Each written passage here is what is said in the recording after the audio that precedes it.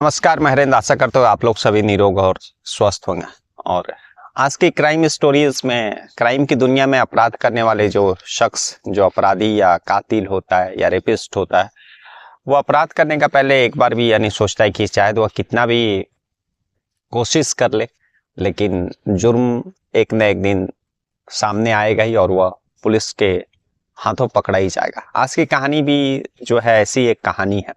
दरअसल यह कहानी झारखंड की है। झारखंड में जो झारखंड का जो जिला है रांची शहर, और उसी रांची शहर का जो हेसा पीढ़ी एक इलाका है, और उसी हेसा पीढ़ी में एक कोलाबुरु गांव है जो कि रांची से काफ़ी अंदर में पड़ता है। यह कहानी उसी गांव में रहने वाली एक महिला की है, और घर में उसके 2 बच्चे थे। और 17 फरवरी 2021 का दिन था। वो महिला, जिसका काल्पनिक नाम जो है अमृता रहता है, चूँकि गांव में एटीएम वगैरह का कोई सुविधा नहीं रहता है, तो जब कभी भी पैसे की ज़रूरत पड़ती है तो आदमी शहर की तरफ जाता है, ताकि वहाँ बहुत सारे एटीएम रहते हैं और वहाँ से वह पैसा निकाल सके। तो अमृता भी जो है वह 17 फरवरी 2021 की दोपहर में लगभग उसी जो कोलाबुरु गांव रहता है वहाँ से निकलती है, और अपने एटीएम कार्ड लेकर के वह शहर की तरफ निकलती है और फिर जाती है पैसा निकालने। तो किसी कारण से उसका एटीएम से पैसा निकल नहीं पाता है, और उसको पैसे की ज़रूरत थी। तो उस शहर में कोई जान परिचय भी नहीं था, तो फिर वो अपने ही गांव का 2 लोग रहते हैं, लक्ष्मण मुंडा और सुखलाल मुंडा को फ़ोन करती है। वो लोग परिचित थे, उसी के आस पड़ोस में रहा करते थे। उन लोगों को फ़ोन करती है और 2000 रुपये कर्ज के तौर पर मांगती है। फिर वह बाद में जब बैंक खुलेगा या फिर ब्रांच से निकालेगी तो वह पैसा वापस कर देगी, क्योंकि उस दिन शायद ब्रांच बंद था।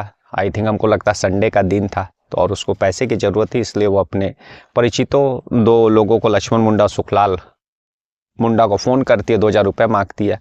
और संजोग से लोग जब फ़ोन करती है तो उसी बाज़ार में लोग मिल जाते हैं।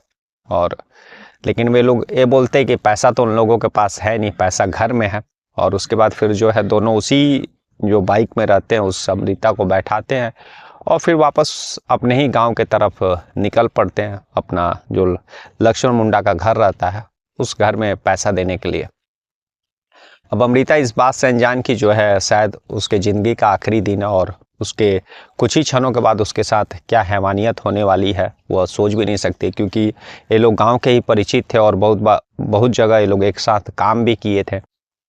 तो इसलिए अमृता किसी भी मतलब इस तरह का अनहोनी से अनजान थी। वो उन लोगों के बातों पर विश्वास कर लेती और पैसे लेने के लिए जो है लक्ष्मण मुंडा का घर पहुंच जाती है। अब इधर क्या, लक्ष्मण मुंडा और सुखलाल मुंडा जो है पहले ही फ़ोन करके अपने जो और 2 साथी रहते हैं, राम मुंडा और संजय टूटी, इन लोगों को भी फ़ोन करके वे लोग वहीं बुला लेते हैं और वो अपने ही घर पर। और घर जाने के बाद जो है लक्ष्मण मुंडा अमृता को बोलता है कि पैसे जो है उसके घर में नहीं है, जंगल में जो है उसका घर का कोई सदस्य जंगल में गया है, तो उसी के पास पैसे, चलो जंगल में वह लकड़ी चुनने के लिए गया है। तो अमृता भी जो है उसके उन लोगों के बातों में झांसे में आ जाती है, और फिर लक्ष्मण मुंडा और जो है सुखलाल मुंडा उस अमृता को उस जंगल में लेकर के जाते हैं। कोलाबुरु गांव का जो जंगल रहता है जहाँ पर अक्सर ग्रामीण जो है लकड़ियाँ चुनने के लिए जाया करते हैं, और वहाँ पर जब जाते हैं तो पहले से राम मुंडा और संजय टूटी मौजूद रहते हैं।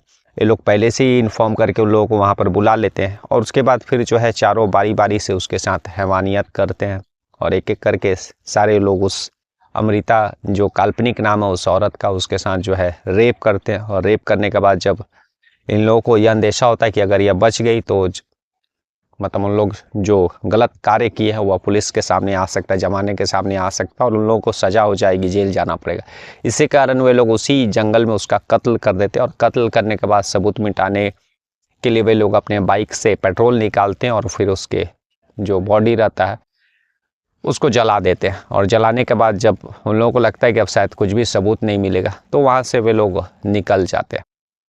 अब इधर जो है 17 फरवरी 2021 को अमृता बैंक से पैसे लेने के लिए घर से निकली थी। उसके 2 बेटे भी थे। घर के लोग, शाम हो गया, शाम से 18 फरवरी आ जाता, लेकिन कुछ भी पता नहीं चलता अमृता का, ना ही उसका फ़ोन जो है लग रहा था। घर के लोग सारे कोशिश करते हैं लेकिन फ़ोन नहीं लग पाता। उसके बाद थक हार करके जो है आसपास के लोगों से पूछते हैं, परिचितों से पूछते हैं, लेकिन कहीं से कोई जानकारी नहीं। फिर वे लोग उसी हिंद पीढ़ी के जो एक थाना रहता है, वहाँ पर जा कर के अपनी अमृता के गुमशुदगी का रिपोर्ट दर्ज कराते हैं।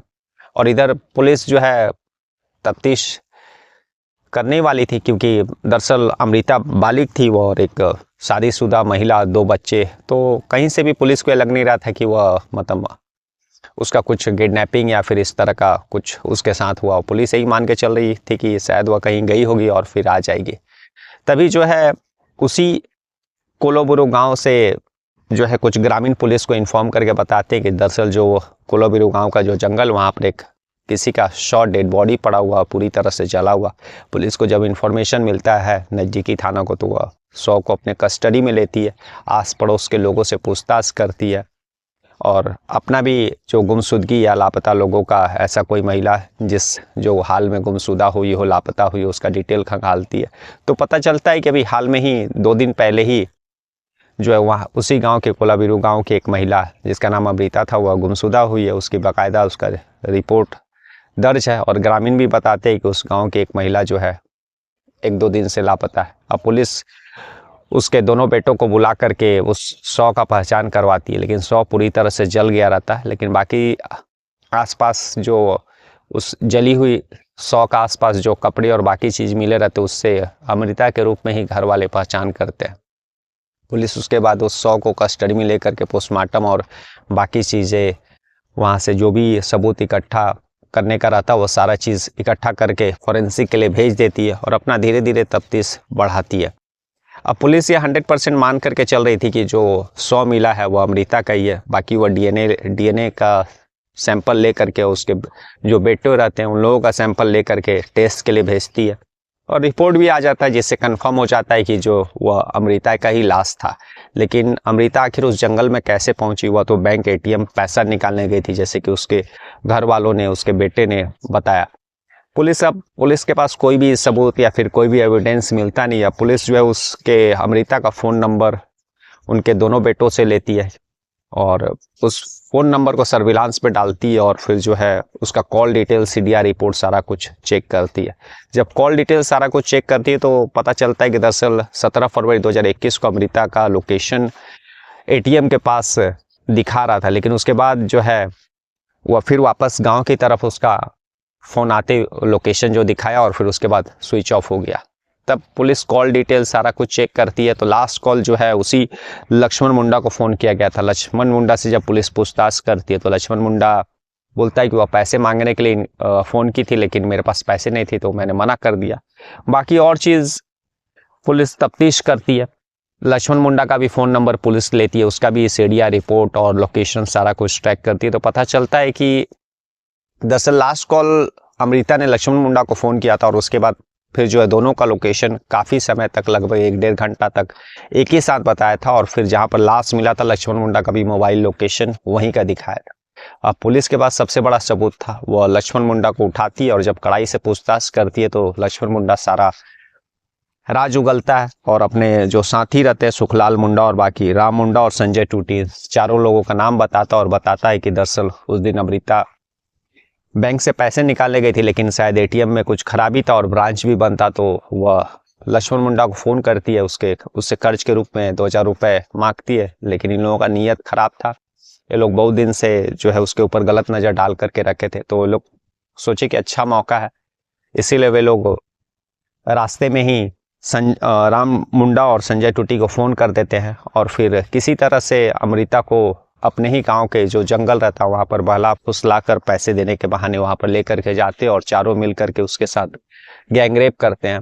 और जब अमृता यह कहती है कि मैं पुलिस में कंप्लेन करूँगी, तो वे लोग किसी धारदार चीज़ से उसका कत्ल कर देते हैं। कत्ल करने के बाद सबूत मिटाने के लिए वे लोग गाड़ी का पेट्रोल निकालते हैं और फिर जो है उसके शव को जलाने का कोशिश करते हैं और वे लोग यह सोचते हैं कि शव जल गया, अब किसी को कुछ पता नहीं चलेगा, शिनाख्त नहीं हो पाएगा। लेकिन उनके घर वालों ने जो 1 दिन के बाद गुमशुदगी का रिपोर्ट लिखा है और गांव के जो लोग जब जंगल में लकड़ी चुनने के लिए गए तो एक जला हुआ व्यक्ति का शव दिखा, उसके बाद नज़दीकी पुलिस को इन्फॉर्म किए और पुलिस जब तफ्तीश करना इस केस में शुरू की उस अनजान शव का, जला हुआ शव का, तब धीरे धीरे परतें खुलती गई। फरवरी 2021 को जो अमृता का शव मिला था और उसके बाद पुलिस 1-1.5-2 महीने के बाद जो है चार्जशीट कोर्ट में दाखिल की थी। यानी 24 फरवरी 2025 को रांची का जो निचली अदालत रहता है इन चारों लोगों को जो है उम्र कैद की सज़ा सुनाती है। लेकिन इसमें से ट्रायल के दौरान जो है लक्ष्मण मुंडा का जो है मृत्यु हो गया था बीमारी के कारण। तो इसमें 3 लोगों को जो है अंतिम सांस तक